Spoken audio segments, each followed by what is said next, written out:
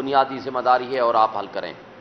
لیکن ان چیزوں کو ایگریویٹ کرنے میں وہاں کی وہ کٹ پتلی حکومت، وہ ڈاکو رانی کے ذریعے جو یہ چاہتے ہیں کہ وکیلوں اور جوڈیشری کے درمیان اختلافات پیدا ہوں، تو اس حوالے سے میں وکلاء نمائندوں سے بھی ریکویسٹ کروں گا کہ آپ فوکسڈ رہیں تاکہ جسٹس سسٹم کے اوپر جو کچھ اٹیک ہماری انٹیلیجنس ایجنسیز کر رہی ہیں اور جس انداز سے انٹیلیجنس ایجنسیز کا رول آ چکا ہے آپ کے سامنے، جو اسلام آباد ہائی کورٹ کے معزز 6 جج صاحبان نے لکھ کے دیا، اس کے پیرا نمبر پہلے میں لکھا ہوا ہے، پہلے پیرے میں، کہ عمران خان کے خلاف فیصلہ لینے کے لیے پریشر ڈالا گیا. اور ایک جج کے آپ کو پتہ ہے باقی تفصیلات، کس طرح برادر نسبتی کو اٹھایا گیا، بیڈ رومز میں کیمرے لگائے گئے، کیسے ججز ہاسپٹلائزڈ ہوئے، اور وہ ساری تفصیل آپ کے سامنے آ چکی ہے. اور آج ساری ہائی کورٹس اور لوور جوڈیشری یہ لکھ کے دے چکے ہیں، سپریم کورٹ میں آپ کے سامنے ہے کہ آج یہ اوپن سیکرٹ ہے کہ انٹیلیجنس ایجنسیز دباؤ ڈالتی ہیں سیاسی کیسز میں تاکہ اپنے مقاصد حاصل کر سکیں اور اپنے جو ان کے مخالف ہیں یعنی پی ٹی آئی، ان کے خلاف فیصلے لے سکیں. کیونکہ اور تو پولیٹیکل پارٹیز تو کوئی ان کا مخالف ان کے بقول کوئی نہیں ہے، چونکہ باقیوں کو تو انہوں نے گود لیا ہوا ہے. ان ریجیکٹڈ افراد کو کٹ پتلیوں کی صورت میں ہمارے اوپر مسلط کیا ہوا ہے. ہارنے کے باوجود ان کو فارم 47 کے ذریعے یہاں لا بٹھایا گیا ہے، جس کی تازہ ترین مثال وہ انوار الحق کاکڑ صاحب، وہ لیاقت چٹھا کمشنر راولپنڈی، وہ نثار چیمہ سابق MNA مسلم لیگ نون، وہ مصطفیٰ MQM کے کامران ٹیسوری، ان سب کی سٹیٹمنٹس کو اگر آپ یکجا کریں گے تو آپ کو سمجھ آ جائے گی کہ جناب یہاں صرف دال میں کچھ کالا نہیں ہے، دال ہی ساری کالی ہو چکی ہے. مگر اس سب کچھ کے باوجود صرف ایک شخص کو یہ چیزیں نظر نہیں آتی، وہ ہیں ہمارے چیف جسٹس آف پاکستان. نہ ان کو یہ نظر آیا کہ ہمیں لیول پلینگ فیلڈ میں نہیں مل رہی، نہ ان کو یہ نظر آیا کہ ہمارے کاغذات نامزدگی چھینے جا رہے ہیں، نہ ان کو یہ نظر آیا کہ ہمارے انٹرا پارٹی الیکشنز جو ہیں وہ درست ہوئے ہیں. وہ کہتے ہیں نہیں درست نہیں ہوئے. پاکستان کے کانسٹیٹیوشن کو انہوں نے ایک پارٹی کے کانسٹیٹیوشن کے تابع کر دیا، اور ان کے بقول یہ ریٹرننگ آفیسرز جنہوں نے یہ الیکشن کرانے ہیں یا کرائے تھے وہ فرشتے ہیں، جوڈیشری کے ذریعے الیکشنز نہیں ہوں گے.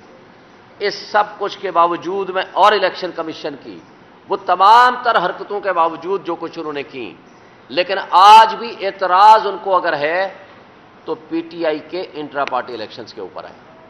اور جو کردار انہوں نے خود ادا کیا ہے ان الیکشنز میں وہ ان کو ذرا برابر بھی نظر نہیں آ رہا. یہ اسی طرح کی بات ہوئی، کمیشنز کے بارے میں بڑی تفصیل کے ساتھ آپ کو بتا دیا.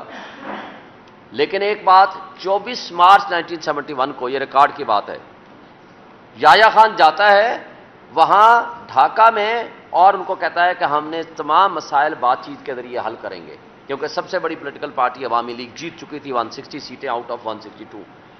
ان کو کہا جی آپ سے بات چیت کے ذریعے حل کریں گے، بیٹھ کے سیٹل کریں گے. مگر 25 مارچ کو جو ہی وہ آتے ہیں، 25 مارچ کو آرمی ایکشن شروع ہو جاتا ہے اور ایک ایک بندے کو پکڑ کے ان کے خلاف ایکشن شروع ہو جاتا ہے.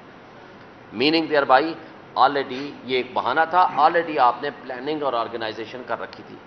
جب ہم 9 مئی کی بات کرتے ہیں ہم یہی کہتے ہیں کہ آپ نے صبح سویرے آپ نے دیکھا کہ عمران خان جب صبح اٹھتا ہے وہ اپنے اسلام آباد کی طرف آتے ہوئے، جس میں بیل اس نے اپلائی کر رکھی تھی اور جس میں تھم امپریشن کے پروسیس میں تھے اور عدالت کی تحویل میں تھے، وہ صبح نکلتے وقت کہتے ہیں کہ اگر کسی نے گرفتار کرنا ہے تو میں بغیر ریزسٹنس کے گرفتاری دوں گا، مجھے صرف وارنٹ آف ارسٹ دکھا دینا ہے. مگر کیا ہوتا ہے، ان کو اٹھایا جاتا ہے، CCTV فوٹیجز وہ سارے چوری کیے جاتے ہیں اور آج تک اسلام آباد ہائی کورٹ کو نہیں ملے، اور اس کے بعد جو کچھ بھی ہو. اور ود ان فیو آورس 10,000 ہمارا ورکرس کیسے آپ نے اٹھا لیا، 16 بندے ہمارے شہید کر دیے، کئی پیرالائزڈ ہیں، کئی سینکڑوں زخمی کر دیے.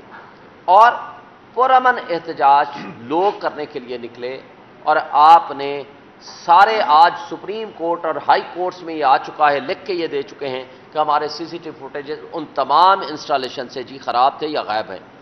بھئی کس نے غائب کیے ہیں؟ اسلام آباد ہائی کورٹ سے لے کر آپ کے کور کمانڈر ہاؤس تک، اور پھر اس کے بارے میں کوئی کچھ نہیں کہتا. وہ یہ کہتے ہیں، خود کہتے ہیں کہ 2 بجے سے لے کر رات کے 8 بجے تک یہ 1:30 بجے سے بلکہ جلوس نکلتا ہے جی، جا رہا ہے 150-200 بندہ، لیکن کوئی ایک نہ پولیس والا، نہ ان کی اپنی ارینجمنٹ سیکیورٹی، نہ کوئی راستے میں کوئی ان کو روکتا ہے. اور وہاں یہ خود بتاتے ہیں کہ جناب کہا جا رہا ہے کہ باہر اندر نہ جائیں، لیکن کیسے ہوا، کیا ہوا، وہ سی سی ٹی وی فوٹیجز غائب کر دی گئی اور اس کی بہت ساری تفصیلات آپ کے سامنے بھی آ چکی ہیں. مگر آپ نے دیکھا کہ پرسوں ہم لوگ 500 کے قریب، اس سے بھی بلکہ زیادہ لوگ تھے، کئی لوگ گاڑیوں سے نہیں نکلے تھے، ہم ابھی باہر ہی نکلتے ہیں تو ہمارے اوپر لاٹھی چارج ہو جاتا ہے اور ودن 10 منٹس اور ہمیں ڈسپرس کیا جاتا ہے. لیکن 150-200 افراد، ان سے 8 گھنٹے میں نہیں ہو سکا کچھ بھی. کیا اس آئی جی کو، چلے میں کہتا ہوں وہ ملا ہوا تھا یا نہیں ملا ہوا تھا، کیا آئی جی اسی آئی جی ہے نا جو ڈاکٹر عثمان ابھی بیٹھا ہوا ہے، جو تمغہ دیتے ہیں، اس کے خلاف نیگلیجنس کا بھی مقدمہ بنا؟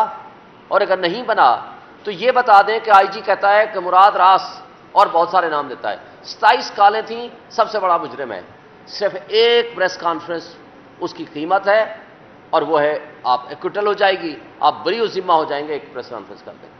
اسی طرح اندریب عباس اور خدیجہ شاہ ایک گاڑی میں جا رہے ہیں احتجاج کے لیے، لیکن وہ 8 مہینے بعد اس کی ضمانت ہوتی ہے اور آج تک ہماری باقی خواتین ساری کی ساری جیلوں میں پڑی ہیں، لیکن وہ ایک دن کے لیے جیل نہیں گئی. کیوں؟